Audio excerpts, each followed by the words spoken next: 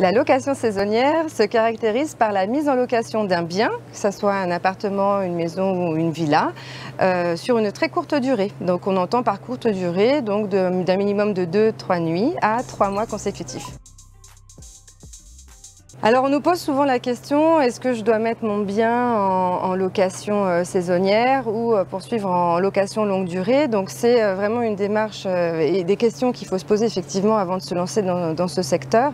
Pour les propriétaires de biens bien situés, encore une fois, si on est sur un bord de mer ou un produit avec une piscine par exemple, on va préférer la location saisonnière pour ses rendements locatifs, puisque par période de forte occupation, de fréquentation touristique, il est vrai que les rendements en location saisonnière peuvent être nettement supérieurs qu'à la location à l'année. Le deuxième objectif, ça va être de pouvoir accéder à son bien plus rapidement. Des gens qui partagent leur vie entre la métropole et la Polynésie française, par exemple, peuvent, pendant leur absence de la Polynésie, mettre leurs biens en location saisonnière et donc retrouver leurs biens quand ils reviennent sur le territoire sans être bloqués avec un bail longue durée. Ah waouh, ça c'est une sacrée question. La maison de mes rêves, elle est forcément en bord de mer, mais ça n'engage que moi. Et elle offre des espaces de vie indépendants pour chacun des invités et de la famille que j'accueille. La fiscalité de la location saisonnière, elle est très simple, puisque les propriétaires doivent souscrire à une patente auprès de la CCISM. Ça va être une patente de logeur de location saisonnière.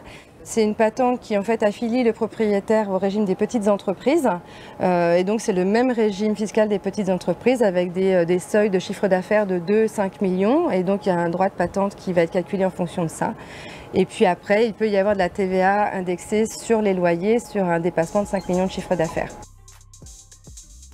Oui, alors historiquement, la Polynésie française est une destination de vacances et effectivement, la plus grande période de vacances qu'on a pu constater, ça démarre d'avril à fin octobre. Voilà, avril, fin octobre, c'est la haute saison en Polynésie française. Mais on a également la période du 20 décembre au 10 janvier, qui est une période de très forte affluence également, mais ça c'est partout dans le monde. Voilà, on a de la chance de ne pas avoir une saisonnalité trop marquée que sur juillet-août par exemple. Voilà, c'est quand même globalement toute l'année.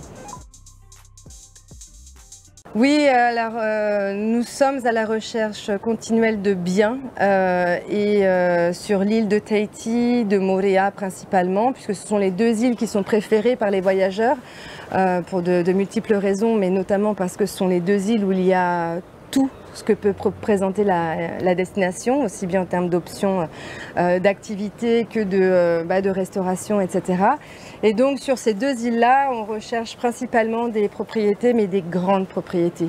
Voilà, des maisons de 4-5 chambres. Voilà, c'est vraiment ce type de bien-là qui manque.